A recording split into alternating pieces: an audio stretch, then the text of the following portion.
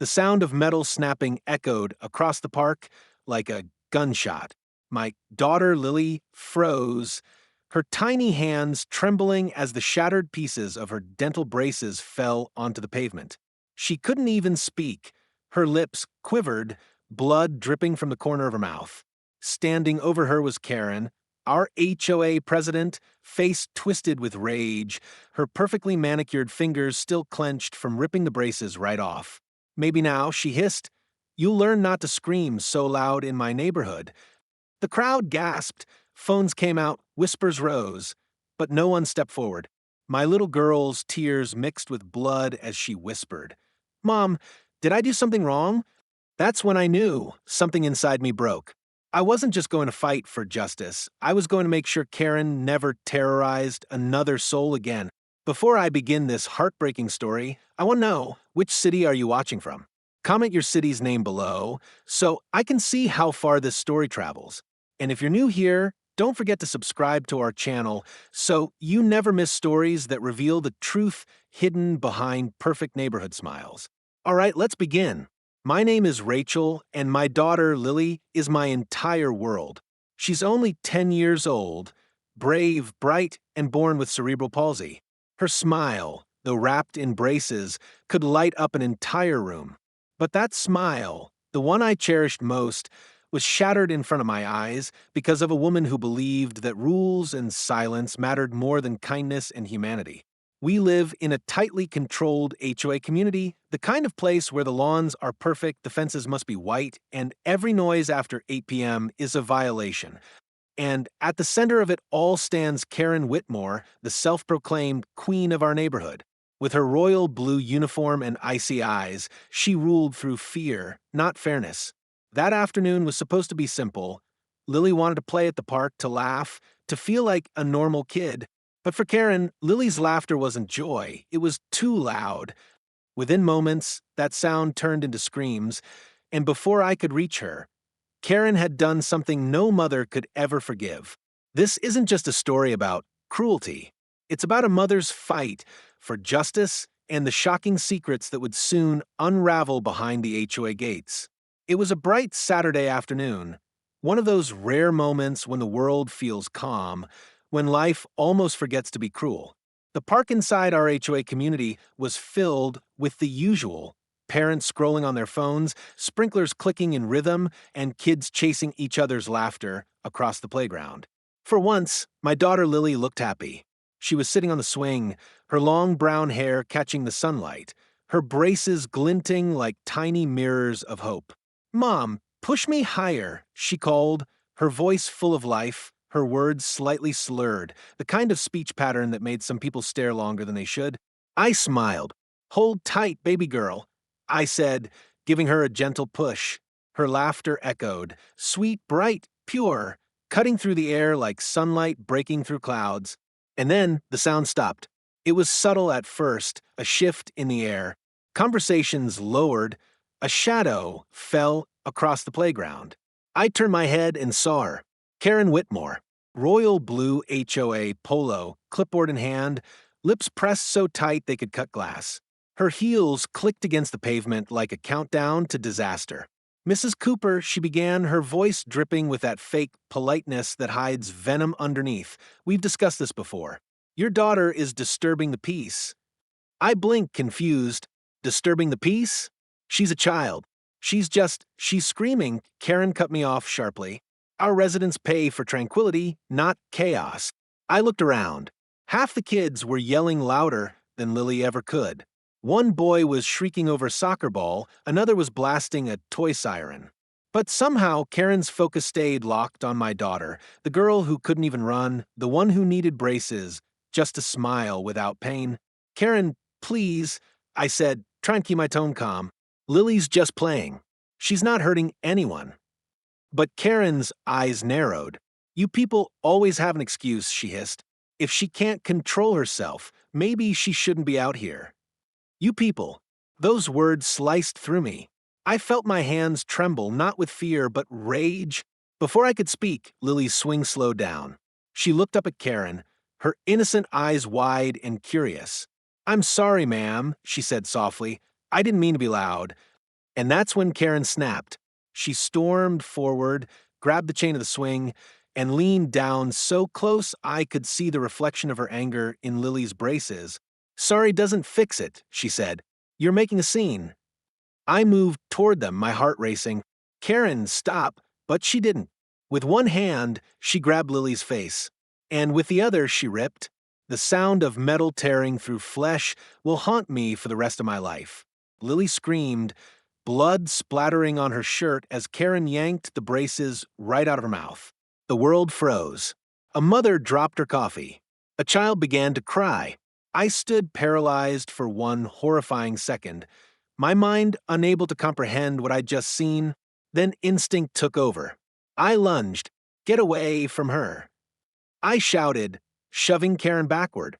She stumbled, her eyes wide, but not with guilt, with indignation. "How dare you lay hands on me?" she screeched. "You people don't respect authority." Authority? My daughter was on the ground, clutching her bleeding mouth, sobbing uncontrollably, and Karen still had the audacity to lecture me. Neighbors began to gather. Phones came out. Someone gasped, "Did she just—" Another whispered, "Oh my God, she hurt that little girl." Karen straightened her uniform, brushing imaginary dust off it. "I'll be reporting this incident to the HOA board," she said coldly. "You've both violated community noise and safety rules." I wanted to scream. I wanted to tear that clipboard out of her hands and make her see what she'd done. But all I could do was kneel beside Lily. "Baby, it's okay. I'm here," I whispered, trying to stop the bleeding with my sleeve. She was shaking uncontrollably. "Mommy, it hurts," she cried. I looked up, searching for help. No one moved. People watched, some recording, some whispering, but no one stepped forward. It was as if fear of Karen's power was stronger than their sense of humanity. Finally, one teenage boy, I think his name was Ethan, ran over with his phone. "Ma'am, I recorded everything," he said, his voice trembling. "I got it all. She attacked her." My heart flooded with gratitude. "Thank you," I said, tears spilling down my face. "Thank you." Karen turned pale. "Delete that video right now, young man," she demanded. Ethan shook his head. "No way. Everyone needs to see what you did." Karen's voice grew shrill. "I am the HOA president. You'll regret this." I ignored her. I wrapped my jacket around Lily and lifted her into my arms. As I walked away, Karen shouted behind me, "You'll hear from our lawyers." Her words echoed, but they meant nothing. The only sound I cared about was my daughter's weak whimper against my shoulder. At the emergency room, the nurse gasped when she saw Lily. "What happened?" she asked. I couldn't find the words. How could I explain that an adult, a woman trusted to keep peace, had done this to a disabled child over something as innocent as laughter? As they took Lily in for treatment, I sat in the waiting room, my hands still stained with her blood. Every second replayed in my head, Karen's face, her voice, that horrific sound. The doctor came out an hour later. "She'll be okay," he said softly. "We managed to stop the bleeding, but she'll need reconstructive dental work." The braces were forcibly removed, that kind of trauma. He trailed off, his expression darkening. "I'm so sorry." I nodded, tears blurring my vision. "Thank you, doctor." When I finally saw Lily again, she looked so small, her lips swollen, her voice barely a whisper. "Mom," she said, "why did she hate me?" I didn't have an answer, but in that moment, something in me changed.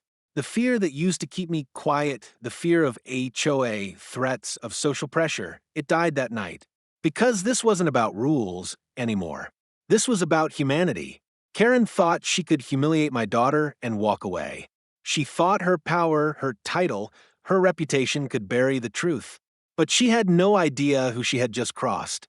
As I watched my daughter drift asleep, I made a silent promise, one that burned like fire inside me. Karen would pay, and I wouldn't rest until every single person in that neighborhood knew what she had done.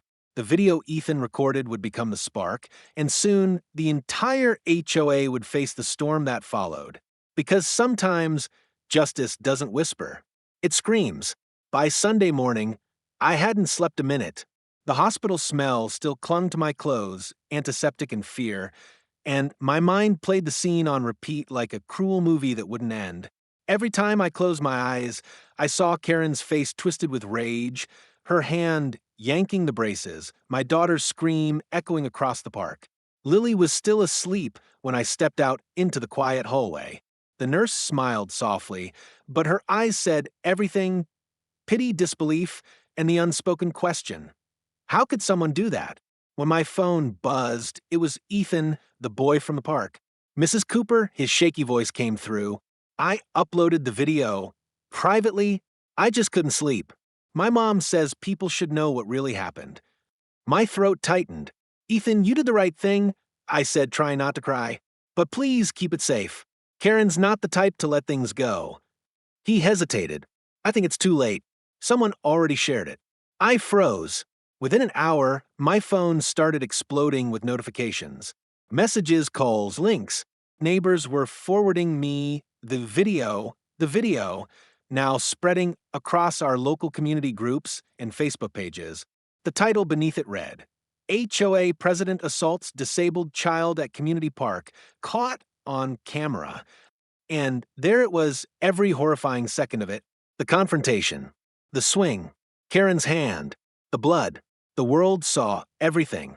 For the first time in years, people weren't afraid to speak up. Comment after comment flooded in. This is beyond disgusting. How could a grown woman do that to a child? Fire her. Arrest her. Make her pay. But mixed among them were other voices too, the defenders. This video is probably edited. Karen's always been strict but fair. There's no proof of what happened before the clip. I clenched my fists. There was proof.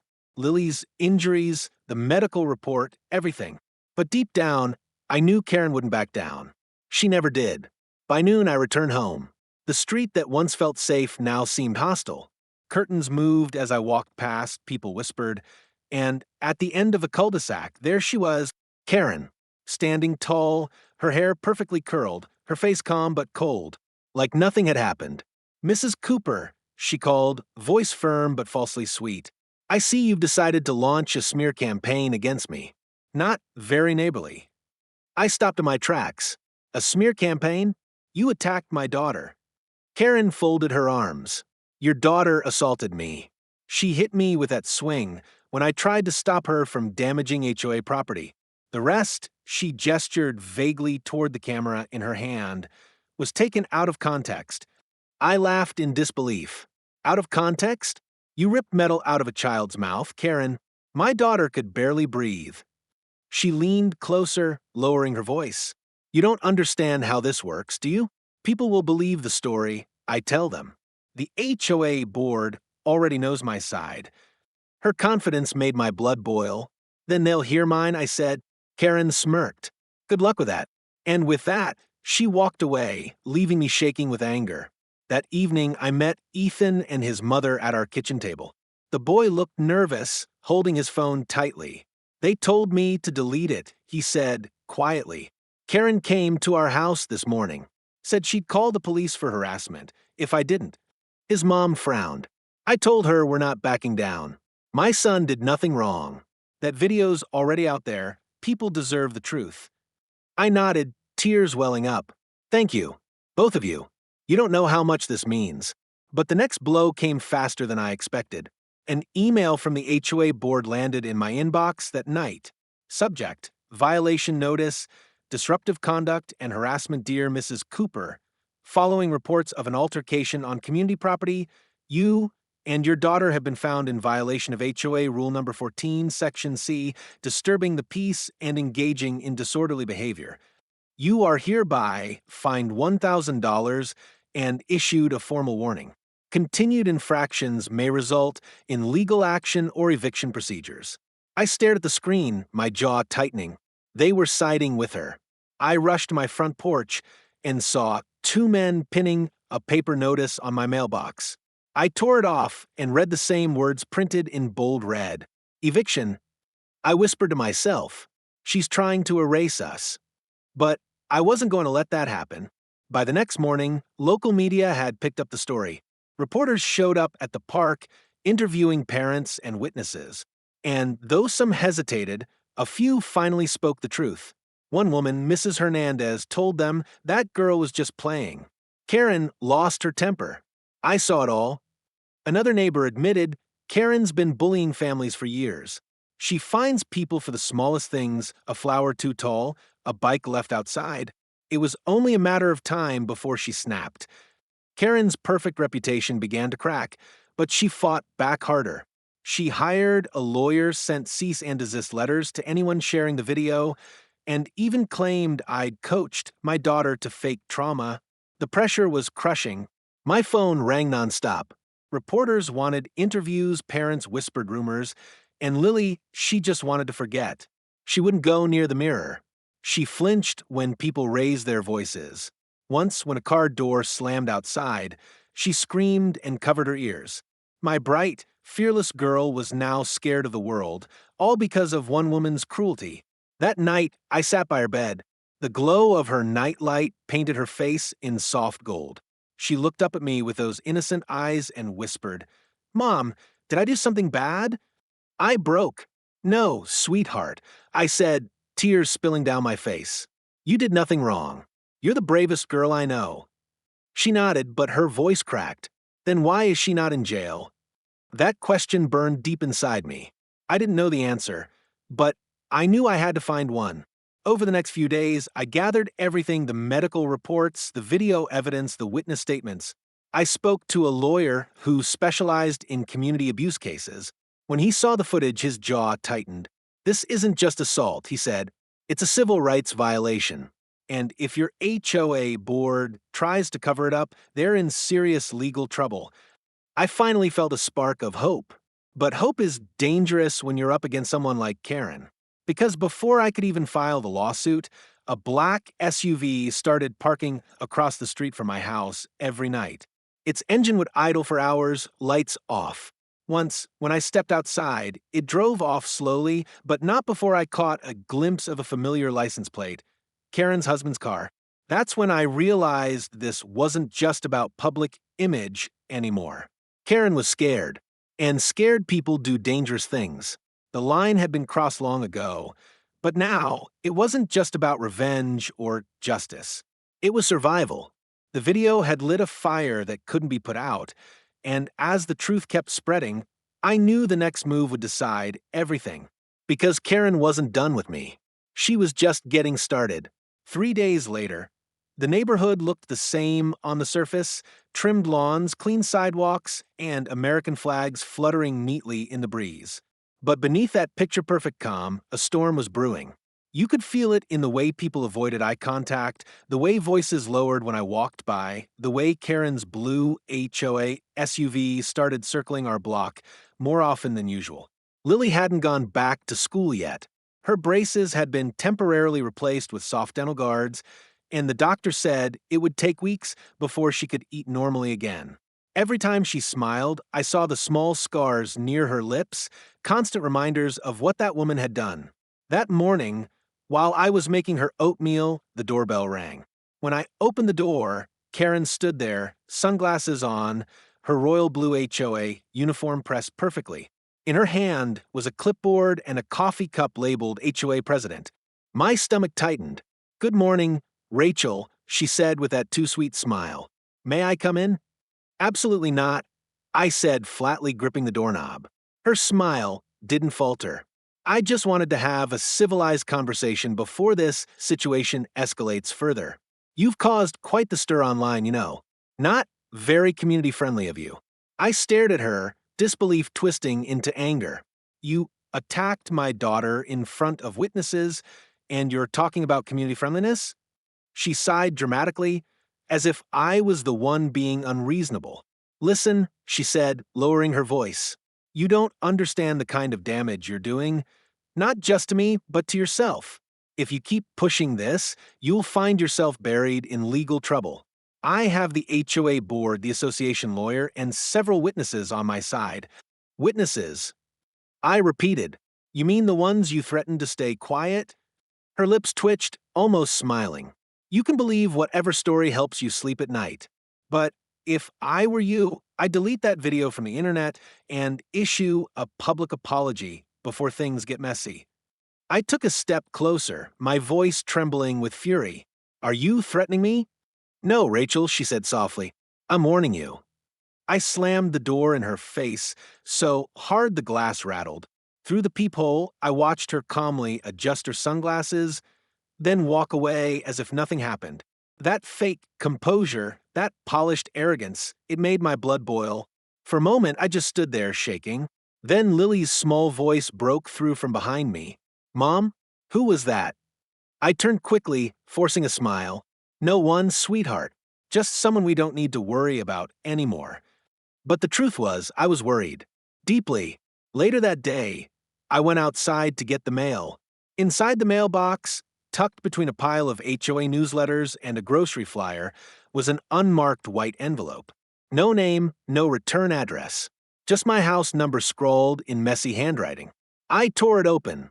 Inside was a single photo, a still shot of me walking Lily into the hospital that night. Beneath it, written in red ink, accidents happen. Keep quiet or more will. My breath caught. I looked around. The street was empty, but every window felt like an eye. That's when I called Detective Alvarez. He was the officer who had initially taken our hospital statement, a kind man with tired eyes who seemed genuinely disgusted by what Karen had done. Detective, I said, voice shaking, I just got a threat. Someone took a photo of me and my daughter. It was in my mailbox. He sighed heavily. I was afraid something like this might happen, he said. Listen, Rachel, we've opened an investigation. We already have the video evidence and medical reports, but the HOA's lawyer is stonewalling us. They're claiming it's a civil dispute, not a criminal assault. Civil. I almost screamed. She tore braces out of a child's mouth. I know, he said calmly, but we need to build a case airtight enough that it sticks in court. For now. Keep everything, the envelope, the photo, everything.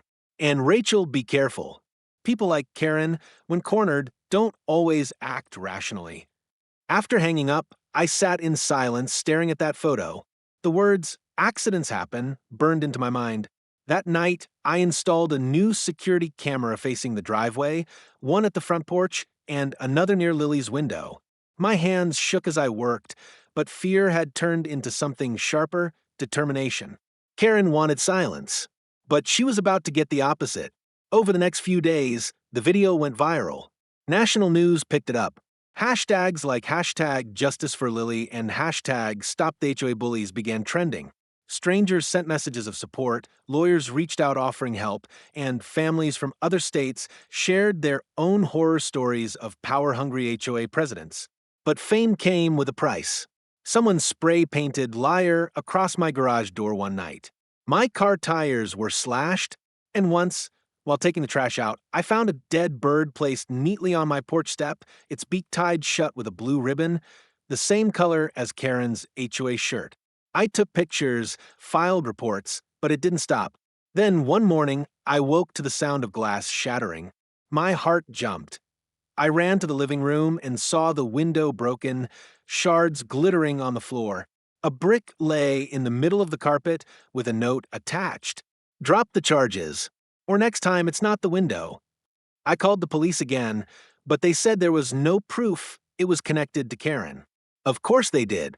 Karen had friends in every corner of that HOA, including some on the city council.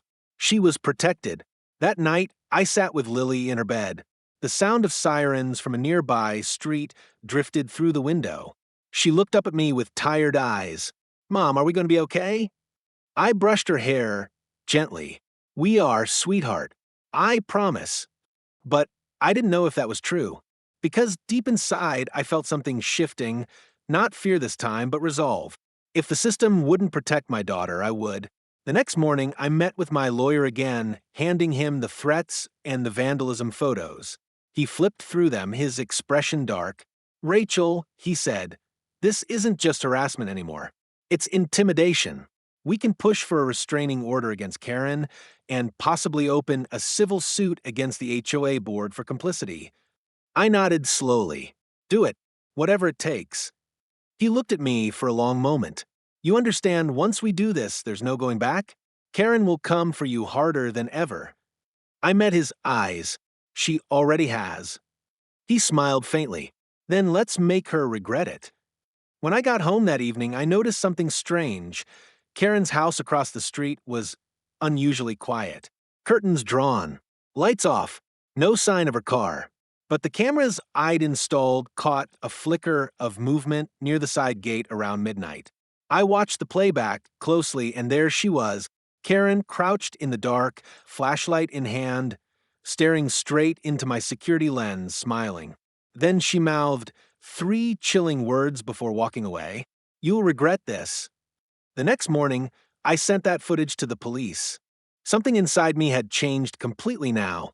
I wasn't just a mother fighting for justice anymore. I was a mother fighting for survival. And I knew that whatever Karen planned next, it was going to be far worse than threats or broken glass. Because when monsters smile, it's never over. It was a little after 11:45 p.m. when I first heard the noise, faint at first like a soft scrape against metal. At first, I thought it was the wind brushing past the side gate, but then it came again, louder this time. A sharp, deliberate click, followed by the unmistakable creak of the back door handle being tested. I froze in place. The house was silent except for the rhythmic hum of Lily's breathing from the next room. My fingers tightened around the mug of tea I was holding until I felt it slip and crash to the floor. My heart started pounding. Every instinct screamed, "Someone's here." I turned off the lights and tiptoed toward the hallway. The motion sensor camera light blinked once on the monitor by the door, movement detected at the back porch. I reached for my phone, but before I could call the police, the camera feed flickered and went black. Then came the sound of glass shattering. It wasn't just fear anymore. It was a mother's raw, primal panic. I ran to Lily's room, quietly shut the door and whispered, "Sweetheart, wake up. Don't make a sound." Her eyes opened, sleepy and confused. "Mommy?" "Shoo," I whispered. "Someone's outside. We're going to stay quiet, okay?" Her lip trembled, and she nodded. I slipped my phone from my pocket and dialed 911 with shaking fingers. "There's someone in my house," I whispered.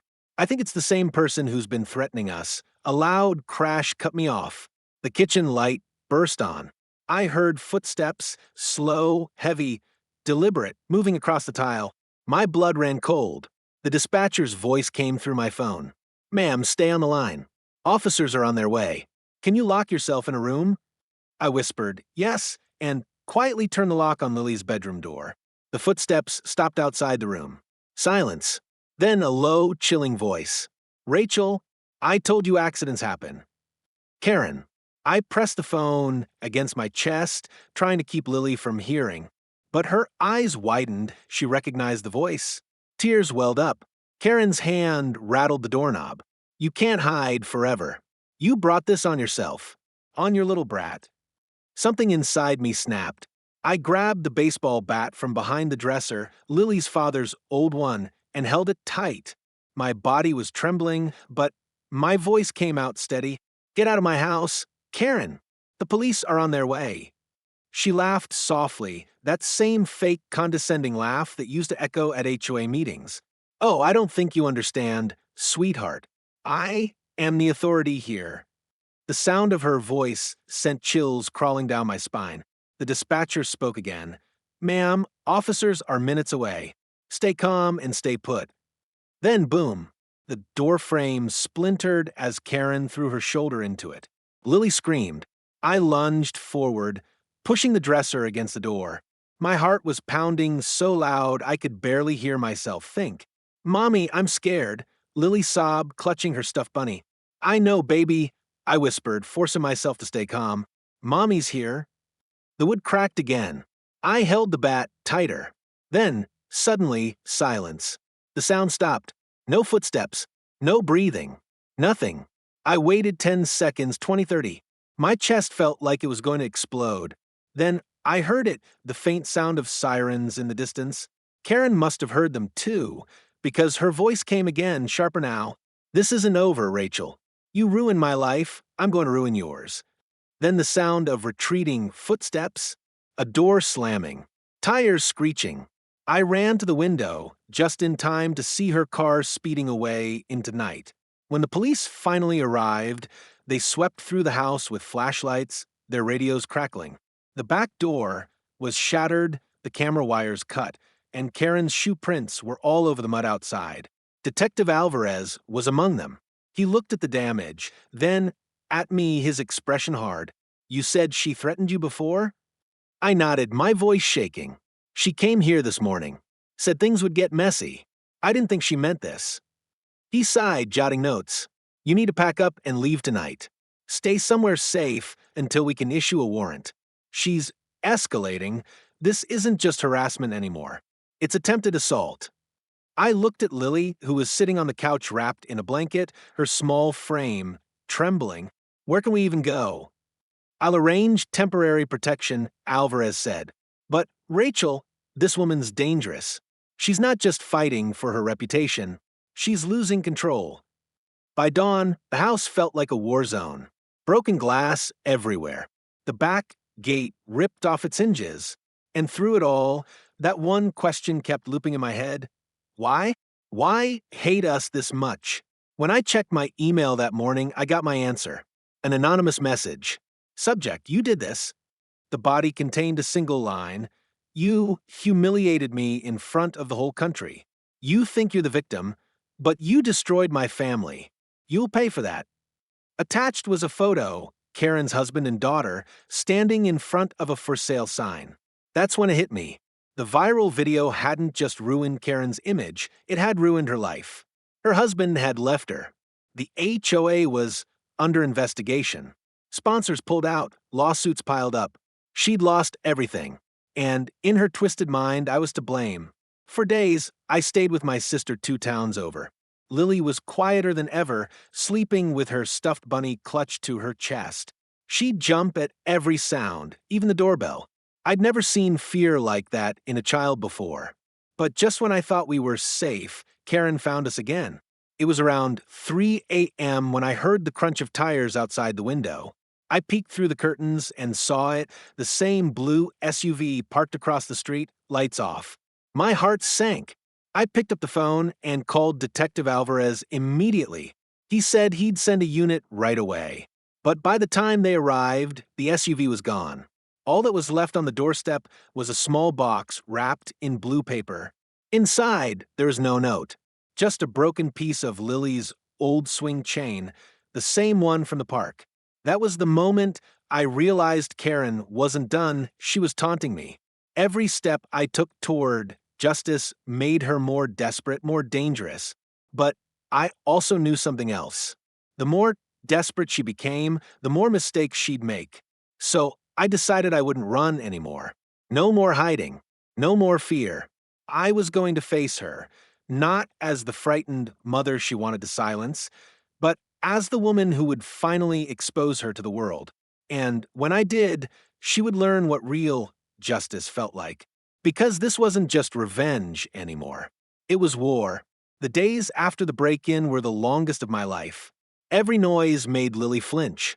Every knock at the door sent my heart into my throat. But underneath the fear, something else was growing. A fierce, stubborn determination that had nothing to do with revenge and everything to do with truth. If Karen wanted a war, I would answer it with evidence, witnesses, and people who would not be bought or bullied. First, we organized. My lawyers set up a secure folder, and we began compiling everything: the hospital records, Ethan's original full-resolution video file, the HOA notices, the anonymous threats, the vandalism photos, and the camera footage showing Karen near my house. We made sure nothing could be taken down or hidden. Copies went to Detective Alvarez. Copies went to a local civil rights attorney who volunteered pro bono, and copies went to local reporters who had already been sympathetic. We put everything in writing, chain of custody, timestamps, witness names, so there would be no room for Karen's edited clip defense. People began to show up. Not the silent, fearful faces from before, but neighbors who had finally decided fear was no longer worth tolerating. Mrs. Hernandez came with a stack of printed statements. The teenager Ethan brought 3 friends who had been hiding their recordings. A former HOA board member, Mr. Patel, quietly handed me a folder of meeting minutes showing complaints about Karen's conduct that had been ignored. Each new piece made the weight of the truth heavier and harder to deny. The community response swelled into something I hadn't expected: rally, not violent. That was never the point, but a peaceful, loud assembly in the same park where Lily had been hurt. Local activists joined. A small TV crew set up. People held signs: Justice for Lily, Stop HOA, Abuse, No More Silent Victims. When I stepped up to the makeshift podium, my knees were shaking, but my voice didn't falter. "Thank you," I said into the mic, my gaze sliding over faces my mind had once thought indifferent. "This isn't about politics or property rules. This is about a child who was harmed in front of witnesses. It's about the abuse of power that hides behind titles and polished smiles." I lifted Lily into my arms. Her face was still tender, but she stood like a tiny soldier next to me. The applause that rose felt like oxygen, a sign that the world could still choose to care. That same week, the tide turned inside the HOA itself. Pressure from the press and the impending legal storm forced cracks in their armor. Emails leaked that showed the board meeting where Karen had used intimidation to silence complaints. A whistleblower, one of the HOA's own administrators, frightened and guilt-ridden, came forward with internal memos proving that multiple complaints had been shelved and that fines were used as leverage. The memos were damning: directives to apply pressure, notes about maintaining image, and references to Karen's insistence on punitive actions against families who didn't comply. The more evidence surfaced, the more isolated Karen became. Her lawyers sent threats. She fired back with denials and claims of defamation. But words couldn't erase video, medical records, or sworn statements. The civil rights attorney filed a suit for assault and emotional damages and requested an immediate restraining order. The police upgraded the investigation to include criminal charges. For the first time since that park, I slept more than a few hours at a time. Yet Karen's desperation only deepened. She lashed out to the last person she thought could hurt my job. A smear campaign began online. Doctored screenshots, falsified complaints about my behavior, accusations that I was seeking attention and staging incidents. My inbox filled with hateful, anonymous messages. My employer got calls. For a moment, I feared they might fold under pressure and suspend me. I refused to let them. I met with HR with a folder of evidence and the presence of the lawyers behind me. They listened. They couldn't ignore video proof and local coverage. My job remained, and that small victory felt enormous. Lily's recovery progressed slowly. She hated dentists afterward. The mere mention of braces made her flinch. But she began attending counseling sessions offered pro bono by a local therapist who specialized in trauma for children. The first few sessions were small, stilted smiles and lots of clingy silence. Then, gradually, laughter returned. Small, tentative but unmistakable. I watched her, one afternoon, run her fingers over the stitches by her lip and then grin. "Mom," she whispered, "I'm okay now." I wanted to believe her, and for the first time in weeks, I let myself. The courtroom preparations were intense. Depositions took days. I gave statements, as did Ethan and Mrs. Hernandez, and the whistleblower sat across from a table, looking small but resolute. The HOA board was named in the suit, not only for failing to act, but for actively enabling Karen's abuses. The legal team argued that the HOA culture had prioritized image and fines over safety and compassion, creating an environment where someone like Karen could feel untouchable. On the eve of the first hearing, I received a last-ditch message from Karen. Not via lawyer this time, but a typed email that landed in my inbox with a subject line that felt like a threat. "You started this." Inside were attachments, photos of Karen's family, personal details, and a long letter accusing me of ruining lives. I nearly deleted it, but instead I forwarded everything to Detective Alvarez and my lawyer. We archived it. It would be used as proof of intent and of the campaign to intimidate. Court day was surreal. Reporters packed the hallway, and the judge's clerk tapped at a laptop while assistants shuffled papers. Karen entered with a lawyer who looked worn but determined. She sat with a posture that was meant to convey, dignity. Her eyes flicked toward me once, full of fury and something like fear. The judge reviewed the motions. After long hours, he granted a temporary restraining order against Karen and scheduled criminal hearings pending further investigation. It was not the end, far from it, but it was a victory, an official recognition that the law could stand on the side of the vulnerable, not always the privileged. Outside the courthouse, people cheered. Lily held my hand tight. The press asked questions, and I answered slowly, focusing on one truth. We had to be brave enough to speak up. The hashtag on everyone's lips was no longer just a trending slogan. It was a lifeline connecting other victims to resources and to courage. That night, as we walked home, the neighborhood seemed different. A few curtains remained drawn, but more windows were open than closed. The blue SUV was gone from Karen's driveway for now. The threats had not stopped entirely, but they were quieter, and every message we received now was met with additional documentation, legal eyes, and community witnesses. I tucked Lily into bed and kissed her forehead. "You were so brave today," I told her. She smiled without flinching and said, "We did it together, Mommy." She was right. It had never been only my fight. Neighbors, strangers, reporters, lawyers, and one brave teenager had all become part of a single chorus demanding justice. With each witness who stepped forward, each leaked memo exposed, and each legal filing submitted, Karen's shield grew thinner. But as the courthouse doors closed behind us, I knew the hardest parts were still coming. The long criminal investigation, the testimony days, and what would happen if Karen decided to retaliate in ways we hadn't imagined. The restraining order might keep her away physically, but it wouldn't erase what she'd already done to my daughter's heart. Still, when I looked at Lily confident and half asleep, clutching her stuffed bunny, I felt something fierce and steady inside me. This storm had changed us, but it hadn't broken us. If anything, it had taught us the power of truth when it finds its voice. The fight would continue, louder now, with more eyes watching, and whatever Karen planned next, she would have to face it not in secret, but in the full light of day. The trial began on a crisp Monday morning, nearly 3 months after that terrible day in the park.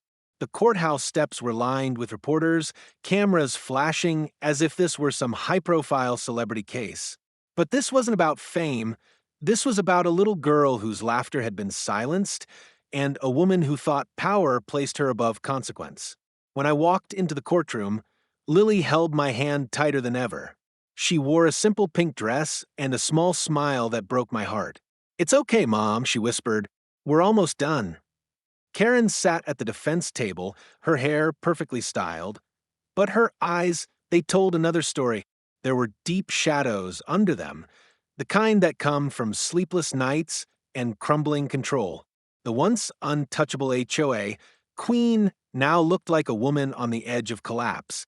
Her lawyer started strong, painting her as a misunderstood community leader who only acted out of concern for safety. But when the footage was played, the one Ethan recorded, the courtroom fell into a heavy silence. The moment Karen's hand struck, the sound of metal tearing, the scream that followed, it was undeniable. Lily buried her face into my shoulder, trembling. The judge paused the playback immediately and ordered a break. I wrapped my arms around her, whispering that it would all be over soon. During the next session, witnesses stepped forward, Mrs. Hernandez, Mr. Patel, Ethan, each one confirming what everyone had seen. And then came the turning point. The whistleblower, shaking but resolute, revealed the internal HOA emails showing that Karen had been warned multiple times about her behavior and had threatened board members who challenged her. The defense tried to object, but the judge allowed it. And that's when Karen finally broke. "You're all liars," she screamed, slamming her hands against the table. "You think you can ruin me because of one spoiled child? I built that neighborhood." Gasps filled the courtroom. Her lawyer tried to calm her, but she shoved his hand away. Her voice cracked, high-pitched and desperate. That girl was always screaming, always ruining everything. I was the only one keeping that place in order. The judge's gavel struck sharply. "Ms. Whitmore, you will control yourself or be held in contempt." But the damage was already done. That outburst, that unfiltered venom, stripped away the last mask she had left. The jury saw her not as a community leader, but as the bitter, cruel bully she truly was. By the final day, the verdict was clear. Karen was found guilty of aggravated assault, harassment, and tampering with evidence. The HOA faced civil penalties for negligence and unlawful intimidation. She was sentenced to serve 2 years in state prison with mandatory counseling for anger management and community service. When the judge read the sentence, Karen didn't look at me. She looked at Lily. Her expression wasn't remorseful. It was hollow, empty, like she still couldn't comprehend that her power had vanished. Reporters flooded us as we left the courthouse. I shielded Lily, but when one of them asked, "Rachel, what do you want to say to Karen now that it's over?" I stopped. I turned toward the camera and spoke clearly. I don't want revenge. I said, I want change. No parent should ever have to watch their child bleed because someone thinks rules are worth more than compassion. The clip aired that evening, and for the first time, it wasn't the image of fear or anger that went viral. It was Lily's small hand waving shyly at the crowd beside me. In the weeks that followed, life slowly began to rebuild itself. The HOA board was restructured, and new members were elected, real neighbors who cared about families, not power. They sent Lily a bouquet of sunflowers with a note that read, "We're sorry it took so long to listen." The park was renovated, too. A new ramp was added for children with mobility issues, and a plaque was installed at the swing set, engraved with Lily's name and the words, "Every laugh matters." I cried the day I saw it. One afternoon, months later, Lily and I returned to that same park. The sun was warm, the air smelled of freshly cut grass, and kids filled the playground again. She hesitated at first, her fingers gripping mine, but when she heard the laughter, real, joyful, unafraid, she smiled. "Can I swing again, Mom?" she asked. I nodded, tears in my eyes. "Go ahead, baby. You're safe now." As she soared higher, her laughter echoed across the park, no longer silenced by fear, but stronger, louder, and more beautiful than ever. That sound healed something in me that I didn't realize was still broken. We never heard from Karen again after her sentencing, but word spread that she'd been transferred to a low-security facility upstate. Someone mentioned she'd started attending therapy and volunteer programs. Maybe she was trying to change. Maybe not. But honestly, it didn't matter anymore. Because justice had already done what it was meant to, not just punish, but reveal. It exposed the cruelty hiding behind a uniform and the courage hiding inside a 10-year-old girl. That night, I tucked Lily into bed and kissed her forehead. The scars near her lips were fading, but her smile was brighter than ever. "Mom," she whispered, "are the bad people gone now?" I smiled softly. "Most of them, sweetheart. But even if they're not, we'll never let them win again." She nodded, closing her eyes. "Okay, I'm not scared anymore." As I turned off the light, I stood in the doorway for a moment, letting the quiet fill the room. The same quiet Karen once demanded as a weapon, now it felt peaceful, earned, and full of love.